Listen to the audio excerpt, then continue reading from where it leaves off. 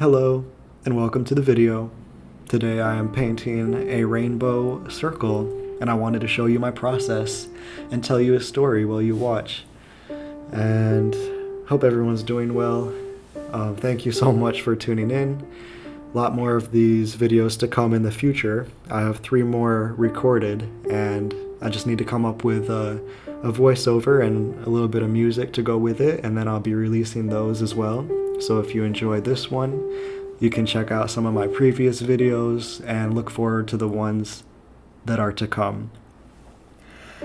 I've already recorded this audio so many times, and what I'm trying to do today is a little different than the previous videos, which is to just speak from the top of my mind, no script, which has proven difficult because I keep stopping myself from saying fully what I want to say, or I'm not sure if I'm delivering it very well. So I get in my head too much, and then my tongue gets tied, and I kind of stop myself before I finish, before I get to the 5-minute mark. But not this time. This time I'm just gonna go all the way through and see what happens.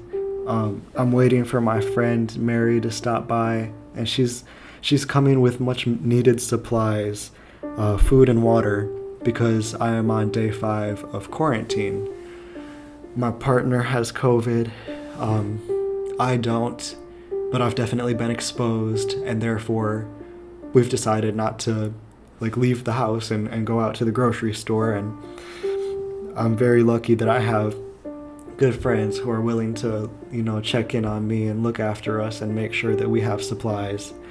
So she'll be here pretty soon, and I'll go meet her outside and get the food and water, and then we'll be good for the next few days until we can leave the house. This is probably the 5th quarantine that I've done.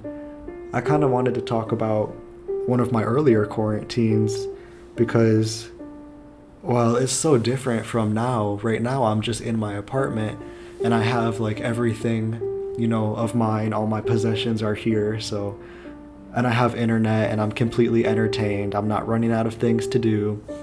I'm a little bummed because I'm missing a wedding right now. I would have been, had we not gotten sick and exposed to an illness, would have been in Louisiana for a New Orleans wedding for some friends of mine, and I so wish that we could be there right now, but we can't. And that's okay. That's how life goes. I don't have control over this type of thing. I'm just reacting the best that I can to the circumstances before me, which is, I think, what we're all doing all the time. It is also kind of a bittersweet feeling because I really am an introvert, and I had been spending a lot of time socializing, so I do enjoy a break from that where I actually have a valid reason to stay inside.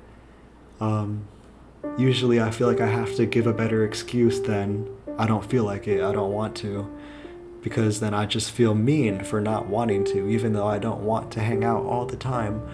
I don't feel like I can say that. So having something to say, like, oh, I'm quarantining, is good and bad. And I acknowledge both parts of that, both ends of the spectrum. But I did want to tell you about one of my original quarantines, because I have fond memories of that 2-week period where I was camping out in a backyard in a tent and spending all day, every day outside, listening to strange sounds at night of the forest, animals that I couldn't tell you what they were, and in the daytime, going back to the creek behind the forest, behind the house, and camping out there for the day. And I had nowhere to be, so I just got to enjoy swimming in the creek, and that's where I took my showers, and I got my water from the hose, and sometimes, even though I was warned against it, I did drink from the creek, and it was delicious. It was just a great time. I remember saving a bird who was trapped in the barn, saving another bird who had wedged himself between the hole of a fence, and he probably wasn't getting out on his own, but Luckily, we ran into each other. I was able to push him through.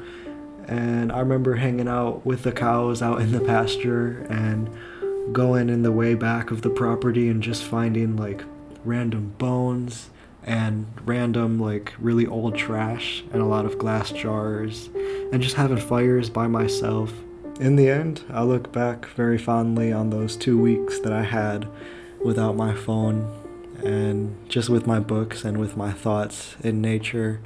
It was extremely peaceful, and I would do it again by choice, an extended solo camping trip. Maybe by the end of this summer, who knows?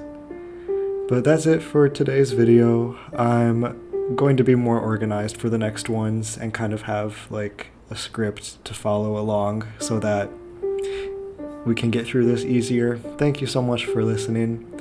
You guys are awesome. I appreciate you. Till next time, peace.